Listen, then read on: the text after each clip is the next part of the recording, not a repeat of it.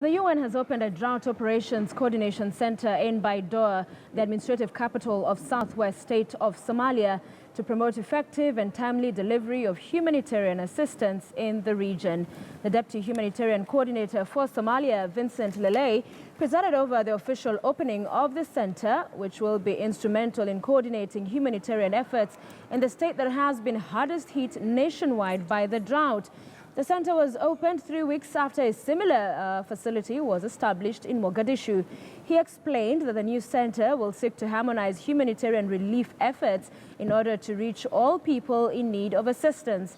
Latest statistics indicate that about 6.2 million people, that's half the total population in Somalia, are in need of humanitarian aid, and of them, almost 3 million are facing crisis and emergency levels of food insecurity. Humanitarian crisis in the southwest state has become the worst in the whole country, particularly in Bai and Bakol and Lower Shebele. As a result, we have opened a new coordination center for the drought response in order to make sure that we reach all those who are in need of assistance. That is priority number one. Priority number two, which is the same as number one, is to work with the officials at the regional, state, and at the district level to make sure that our effectiveness is at its best in ensuring that all those who need assistance for water and sanitation, for health, for food and nutrition are reached very, very quickly. We know, for example, that nearly 2,000 people have been affected by AWD cholera, and we want to reach them very quickly. We know that very many children are malnourished. We need to reach them very quickly.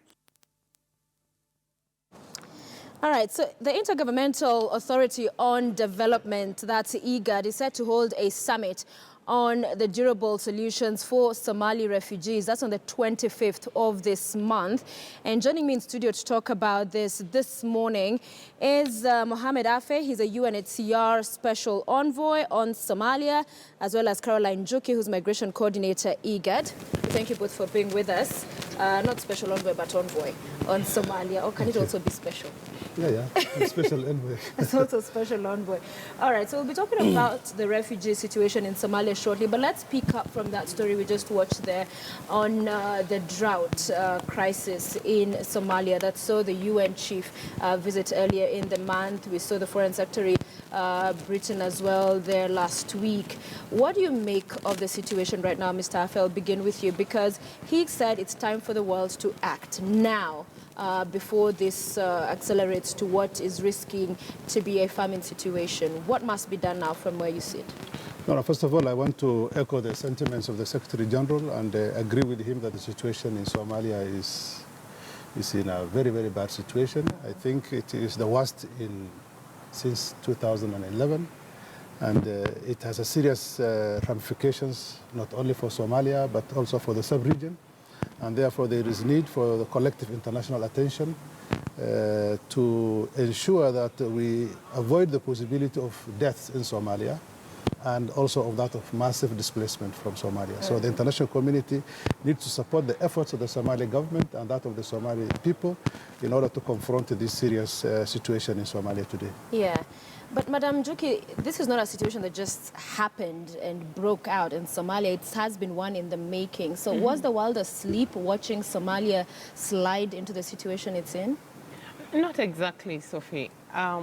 When you look at how we get to drought situations, it's a weakening of resilience. And that is something that is complicated in Somalia by the ongoing conflict.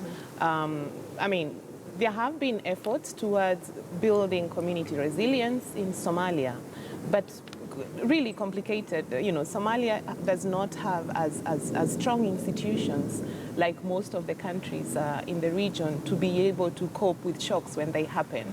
So that is the challenge. So the world has not been asleep. A lot has been happening. At the regional level, we have a huge disaster response mechanism. But obviously, because of the different sets of factors in Somalia and fragility, really, then that has not worked as well as it should be. I would also like to mention that one of the greatest challenges right now is what that could mean for displacement. We remember in 2011 when we had a similar drought in the region. So many people left Somalia, not because of the conflict, but because they had to look for, opportunities for their children to eat and for hospitals, etc. Right. Yeah. And Somalia has now become synonymous with refugees. Every time you hear Somalia, you hear refugees, and that's the subject of conversation this morning. So IGAD set to hold that summit on the 25th of this month, but there is a pre-summit or meeting, if you like, of the Council of Ministers. Where are we? How would you describe the status of refugees, the Somali refugees? Well, first of all, I want to begin by thanking the IGAD, the member states, and the heads of state of the IGAD countries. For one, showing continued hospitality to Somali refugees, and not only Somali refugees, but other refugees from the sub-region. And they have shown love, they have shown good reception for the protracted Somali situation. We are talking about 25 years of a population, 900,000 refugees in the sub-region, in Yemen, in Ethiopia, in Kenya, in Djibouti, and in Uganda. And that has meant that the world has forgotten that 25 years ago, Somalis fled Somalia to seek for sanctuary. And the fact that the leaders have decided to have this meeting, for us, the international community, and particularly for UNHCR, we are very, very proud of that decision, because it brings back focus to a population that has been forgotten for many years, to a population that require continued protection in the countries where they stay, to a population that require to be supported even in the event that they would like to return to Somalia.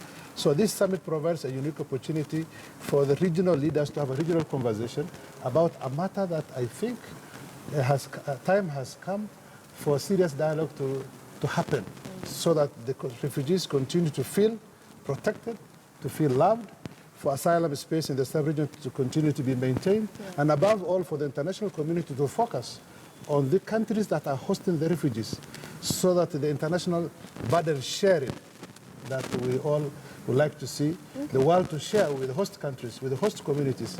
This summit provides an opportunity to focus on this situation, and we are very, very happy to be associated with it as UNHCR.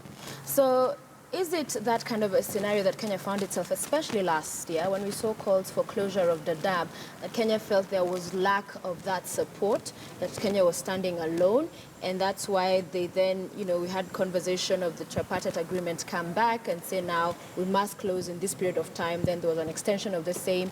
Of course, there hasn't been much movement on that, but was it a feeling that Kenya is alone, quote unquote, in handling? I think politically speaking, first of all, it's important to appreciate the hospitality of the Kenyan people. Kenya has a very robust humanitarian diplomacy that has given it a clear lead in the sub-region and globally. And it is important to understand that the countries that host the refugees, be it Kenya, Ethiopia, Djibouti, Uganda, they require to be supported by the international community. And the fact that Kenya decided to close Daadab did actually attract the attention of the international community towards the situation, not only of those in Daadab, but I think of those in the sub-region. And that is why this conversation now has become apparent, and that the international community need to focus to support countries like Kenya to continue to share the burden of responsibility that they continue to host not only Somali refugees, because as we speak today, Kenya, Ethiopia, and Uganda continue to receive on a daily basis refugees from South Sudan. And therefore, the responsibility to share the burden is upon the international community, and Kenya has a decision to close the Daadab, as though it's a national decision, but has given an attraction to the international community to come and see what support can be given to Kenya and countries in the sub-region. All right. Ms. Njuki, Mrs. Miss, sorry. Ms. Njuki, let me bring it to you because, the question of, perhaps that was one of the sentiments that was brought out as we're hearing from Mr. Afe to draw attention of the international community, because we've seen in other countries where there has been debate over taking in 20,000, 10,000, and yet there are hundreds of thousands here in the country and the region.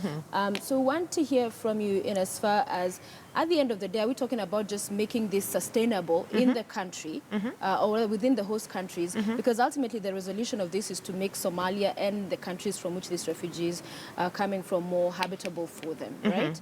But I will let you answer that question after this short break. You're watching Worldview here on KTN News. Stay with us. We'll be back.